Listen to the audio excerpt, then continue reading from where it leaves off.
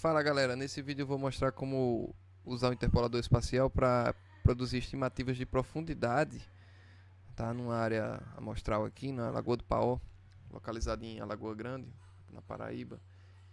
E vou dar algumas dicas para a gente analisar o resultado que é produzido, tá? A partir dela. Então eu vou trazer os dados aqui, camada, gerenciador de fonte, é um vetor, né? Já está filtrado aqui para o shapefile. Vou colocar esses dois dados lá, adicionados, tá aqui. Puxar isso para baixo, né? Vou colocar uma cor mais intuitiva aqui, mais puxada pro azul, né? Colocar os pontos aqui também para dar um maior destaque. Pronto. Beleza, então tem aí os dois pontos, né? O ponto é o que vai ser interpolado. A gente pode usar aqui no menu raster, análise, inverso da distância à potência, por exemplo. Como entrada a gente tem os pontos da lagoa, potência de ponderação 2, o valor de Z a gente vai configurar aquele que está no campo profundidade, e depois vou gerar um arquivo temporário aqui, tá? A gente poderia salvar aqui no arquivo, né, para o arquivo ficar salvo no computador, mas só para demonstração aqui vou gerar ele temporário. Então vou executar.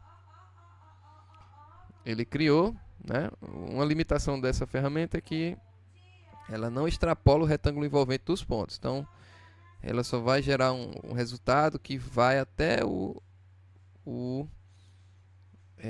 limites aqui dos pontos, né? Não passa para lá. Então, alguma parte da lagoa aqui fica fora, né? Cortou aqui essa parte, ó, não produziu dados para essas partes aqui, né? Então, esse é um problema. Uma maneira de contornar isso é usar aqui na caixa de ferramentas de processamento. Se ela estiver fechada, assim, você vem aqui no menu processamento, caixa de ferramentas, dentro de interpolar, você tem um interpolador IDW também que faz a mesma coisa, né? A diferença é que na janela aqui dessa função a gente tem mais opções de configuração. Então, camada vetorial Lagoa do Paó, atributos de interpolação profundidade, aí eu vou adicionar ele para cá. O coeficiente da potência 2. E aqui, ó, nessa parte da extensão, eu posso dizer para ele qual o tamanho do produto de saída, né, que eu quero. Então, posso colocar a extensão atual da tela. Então, se eu colocar isso, ele vai gerar aqui um raster que ocupa toda essa área branca do mapa. Posso escolher aqui o tamanho de uma camada, como por exemplo a dos limites. Então, ele já pega as coordenadas aí. E muita atenção ao tamanho do pixel, tá? Se for um pixel muito pequeno, o seu QGIS pode travar. Vou colocar aqui o tamanho de 1 metro por 1 metro, né? Menos de 1000 linhas e menos de 1000 colunas. Acho que não vai demorar para fazer. E vou salvar a temporária, tá? Só para a gente comparar. Então vou lá, executar.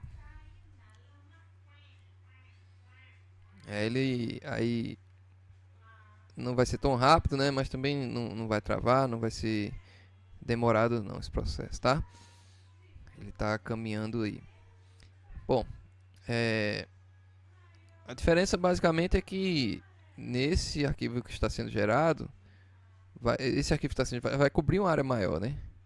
Vai cobrir uma área maior que aquele gerado lá pelo menu análise, racha e tal. Algumas diferenças aí nos valores, né? Porque, enfim, nos cálculos ali ele pode ter realmente apresentar alguma diferença, mas ó, trouxe ele aqui para baixo dos pontos, né? Ó, você vê que ele cobre todos os limites da bacia, né? Se eu trouxer os limites aqui para cima e colocar uma transparência, né? Vou colocar uma transparência aqui para a gente poder observar a imagem que está abaixo. Um pouco mais grossa aqui, pronto. Então você tem aí, né, que esse dado raster tem uma extensão maior. É interessante isso, tá? Uma outra possibilidade é usar o interpolação TIM também, né? Fazer uma rede de triângulos que que serão ligados, né? Também colocar aqui a extensão, o tamanho dos limites, mesmo tamanho de pixel, tá? E vou gerar. No entanto, essa ferramenta aqui, ela também não extrapola o retângulo envolvente, tá? O resultado vai ser ali dentro dos limites do retângulo envolvente. Então, algumas partes da lagoa ficam de fora, sem dados, né? Ele vai pegar todos os pontos aí e ligar, fazer triângulos, né? Ligar triângulos. Os pontos serão vértices de triângulos que serão ligados. Então você tem algo desse tipo, né? Bom, outros interpoladores, por exemplo, o vizinho mais próximo. Vamos encontrar ele aqui em raster, análise, grade, vizinho mais próximo. Então, Lagoa do Paó, não vou configurar raio, o valor do Z vai estar em profundidade, e aí nós vamos gerar também temporário. Então, gerou aí o vizinho mais próximo, né? Se a gente colocar aí uma cor nesses dados, né? Deixa eu alterar aqui nas propriedades, simbologia, banda simples falsa cor. Como se trata de água, né? Eu gosto de colocar um gradiente de cores azul, sendo o mais fundo mais azul, né? Quanto mais fundo mais azul, quanto mais raso, um azul mais claro aí. Então, o vizinho mais próximo fica assim. Se eu apenas copiar esses dados, esse estilo para os demais, a gente vai poder fazer uma comparação aí melhor, né? Então, copiando e colando o estilo. Se eu desligo de cima, eu vejo de baixo. Então, isso aqui seria o triângulo. Isso aqui seria o inverso da distância, né? Esse último também inverso da distância, só que com área menor, né? Então, basicamente, o que a gente pode analisar aqui é no padrão espacial das estimativas que foram produzidas, né? Deixa eu renomear isso aqui para a gente não confundir, né? Então, esse aqui vou chamar de IDW.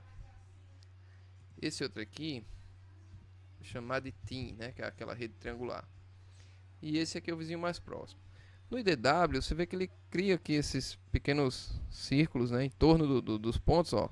Cada círculo desse aí, porque tem um pontinho da amostra lá que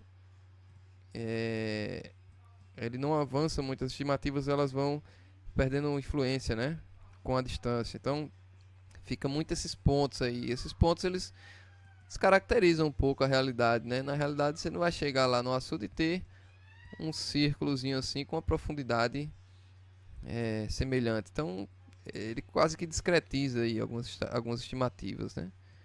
Foge um pouco da realidade. Já no TIM, né, ele vai criar os triângulos, né? E esses triângulos também vão conformar áreas que seriam muito improváveis de existirem na realidade, né? Então também tem seus problemas o TIM. Assim como o vizinho mais próximo também, né? Ele vai criar zonas aqui de mesmo valor que dificilmente você vai encontrar lá na lagoa profundidades tão homogêneas assim dentro de determinadas zonas. Cada um tem suas desvantagens, né? Seus problemas, tá? Dentre esses três aqui, talvez o melhor resultado seja realmente o do IDW, né? Porque ele mostrou assim um pouco mais de suavidade, né? Ainda que tenha esses pontos bem delimitados, mas um pouco mais de suavidade na transição entre valores, né? Entre pontos da amostras mais distantes, você tem uma constância maior de valores, né?